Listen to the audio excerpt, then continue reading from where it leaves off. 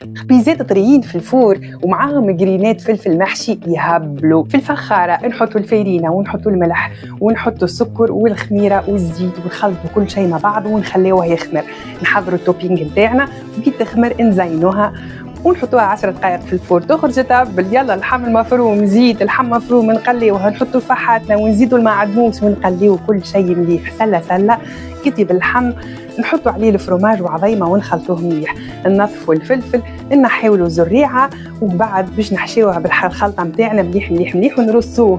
حضرتي الفلفل هوني نسخنوا زيت نتاعنا نغطسوه في العظم في الفرينه ونقليوه مليح حتى لين تخلع الفلفل نتاعنا وتطلع الريحه نتاعو البنينه. نحضروا الصلصه في الفخاره زيت وطماطم وحاطين عليهم ملح وتبلو كرويه وشويه هريسه عربي. تبقبق الصلصه نحطوها في الصحن، نركحوا جرينات الفلفل ونقصوا الخبزه العزيزه الغاليه، خبز محشي وجرينات فلفل تونسيين يرجعوك للبلاد. مرحبا بيك في تونس.